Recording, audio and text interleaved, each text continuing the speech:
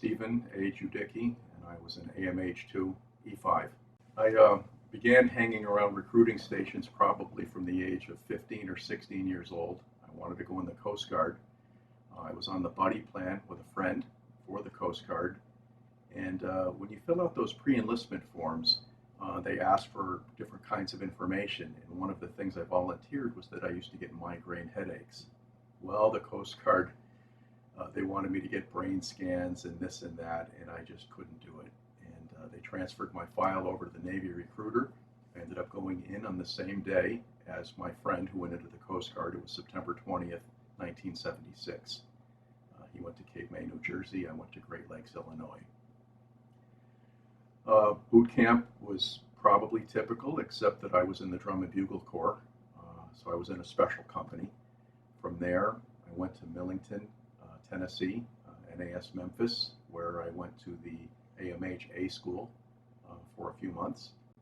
From there, I was transferred to HS-1 FRAMP. It was a Fleet Replacement Aviation Maintenance Personnel Program, if I didn't mention Jacksonville, Florida. Spent a couple months there and then was transferred to HS-15, that's Helicopter Anti-Submarine Warfare Squadron 15. And immediately I was flown to Norfolk, Virginia. I boarded the USS America, CV-66. My immediate reaction upon walking up to the USS America for the first time was I was just astounded by how big it was. It was 1,000 feet long, 20 stories from the bottom of the keel to the top of the tower. I couldn't see all 20, but it was pretty high looking up at it. I was pretty much awed by its sheer size. And we went to South America, and I became a shellback within my first month of being in the sea surface. When a sailor, and probably aviators as well, cross the equator for the first time, there's an initiation.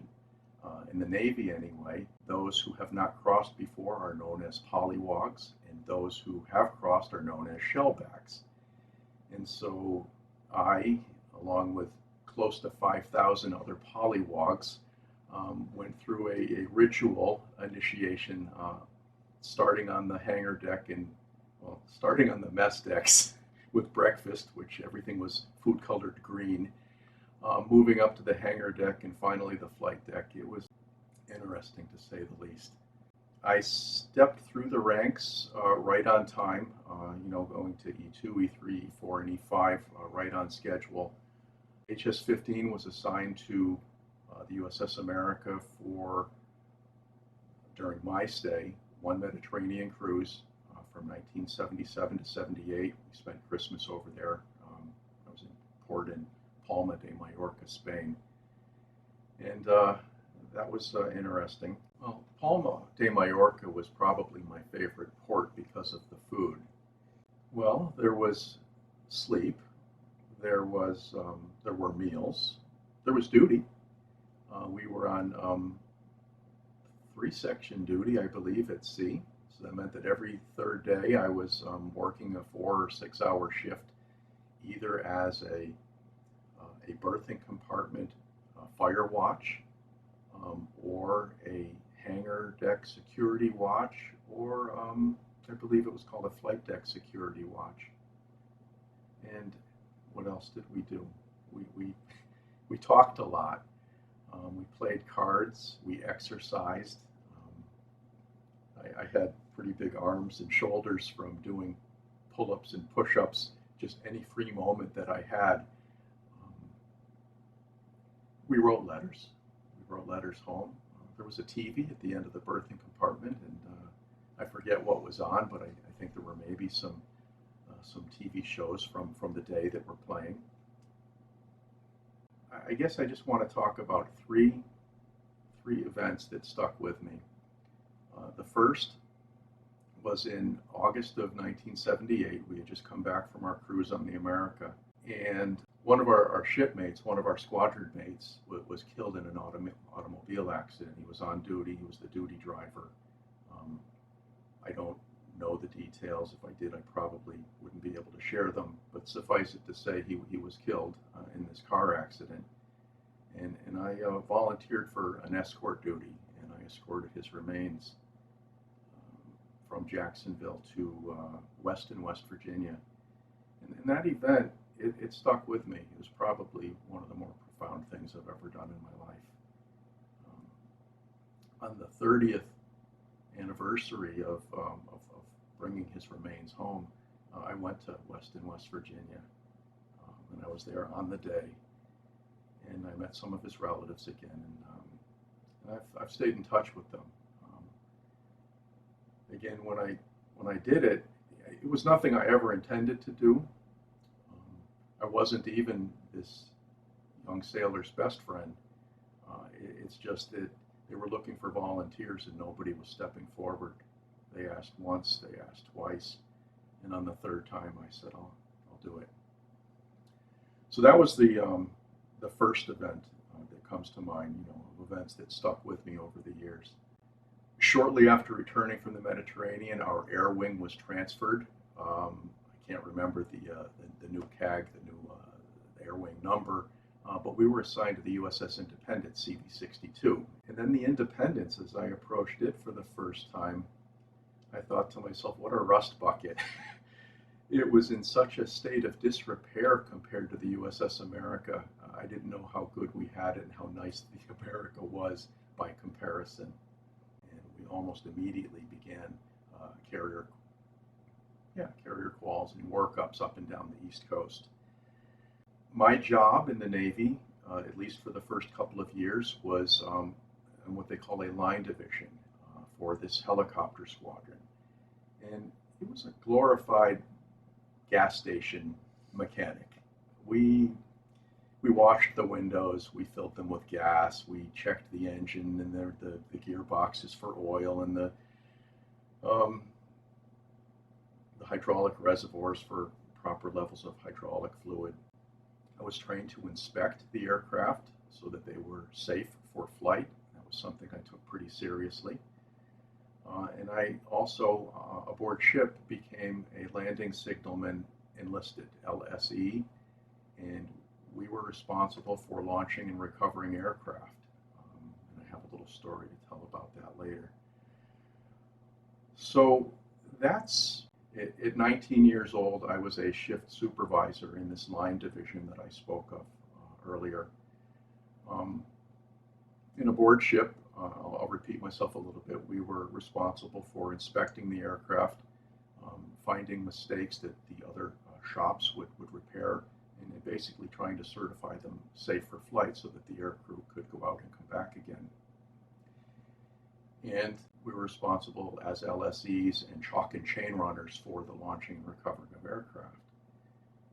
And on one particular night, I can't remember if it was on the America or the Indy. No, I do. It was on the Indy. I was 19 years old, shift supervisor. When you're aboard ship, at least in an aircraft squadron, you work 12 hours a day. Maybe the Black Shoes were the same way, but you worked either 7 to 7 or 7 to 7. And I liked working nights. So I had about 15 young sailors that were working for me as this shift supervisor. And on this one particular night, a number of them were doing drugs. They were hallucinating on some kind of a hallucinogenic drug. And I had a couple of choices. They weren't good choices. I could turn them in. They were my friends. I could let them go up on the flight deck and get hurt, or cause other people to get hurt, or miss something on an inspection and cause an airplane, a helicopter, not to come back. And so what I did was I forbade them from going up on the flight deck, and they were angry with me about that. And then everybody else that was left had to pick up their slack, and so they were all angry with me. So it was a no-win situation. Everybody was angry with me, but I guess it just went with the territory. I did not turn them in, and I don't recall that they ever were stoned or hallucinating on my shift again. And in my mind, it was half of them. But as I thought about coming here this morning, I know for certain it was two, and maybe it was three or four, but it was enough. And then the final event that sticks in my mind, it's not one that I'm proud of. Again, aboard the USS Independence, it's nighttime, and I was in the line shack. The line shack is where the line division hung out. We were on the O3 level. We left. To get on the flight deck, we would leave our line shack, go out into the O3 level catwalk, and we could either take a half stairway up onto the flight deck, or I could go forward and come out of a hole and be right at the end of the angle deck. And I always used to pop out at the end of the angle deck. I could grab a hold of it, hoist myself up, and I would just be standing there on spot 3. And so on this particular night, we were in the line shack, and we had a squawk box in there, and we heard the air boss call, HS-15 LSE on deck, helo inbound. And so I did what I always do, and I went out into the catwalk and up through that hole, and I jumped up on the end of the angle deck, and there was a plane coming at me. And I turned around, and I jumped back from where I came from, and I could hear somebody screaming, "Foul deck, foul deck, foul deck." And of course, I was fouling the deck. And when I was in the air, the plane went over the top of me, and I could feel the turbulence of the exhaust. And I ended up, I didn't get hurt, but I was very angry that I almost got killed. And I was crying because I was upset. And I got called to maintenance control, which was around the corner on the O3 level. And the maintenance control chief said the air boss wants to see you up in the tower. And what he wanted to do was he wanted to apologize to me, and I denied him. I denied him the chance to say I'm sorry, and I regret that. I wasn't very mature. I've grown a little bit since then, and the gracious thing to do was to allow him to say that he was sorry and to forgive him. And I do forgive him, but I wasn't able to say it at the time. That's my story. I actually got to see quite a bit. As I mentioned earlier, my first cruise, a mini cruise, was South America, and we visited Salvador and Rio de Janeiro. I would love to go back to Rio, and when the Olympics were there this past summer, I thought about my time there. It was a very beautiful place. I made 2 med cruises, one on the America, one on the Indy. Ports of call were places like Rota, Spain, Nice, France, Barcelona, Spain, Valencia, Spain. Went to Athens, Greece, pulled into the port of Piraeus. Italy. We'll start with Sicily, Catania, Sicily, and there was another port whose name escapes me in Italy. Naples many times, Genoa, Brindisi. I went on a couple of tours. My parents pretty much forced me. I sent home the brochure, and they were $100 a piece, and I wasn't going to spend the money, and they sent me the $100. And so I went to, from Genoa, Italy, I went on a tour through the Italian Alps, through the Brenner Pass of Austria, and into Germany. And I probably should have mentioned this earlier when you were asking about the most profound of my experiences. This had to be it, more so than even the 3 events that I mentioned. In Germany, I visited the Dachau concentration camp. If you're a student of history, you know what happened there. And while I wouldn't want to go back there because I've seen it once and I don't need to see any others that I know exist, I think going there gave me a desire to learn about history. And so while I wouldn't want to go back there because of it, I sort of immerse myself in history all the time because of it. Forgot to mention that we also had a port of call in Haifa, Israel. And I went on a 2 or 3 day tour of the Holy Land, which was pretty awesome. Went to Bethlehem, Jerusalem, Nazareth,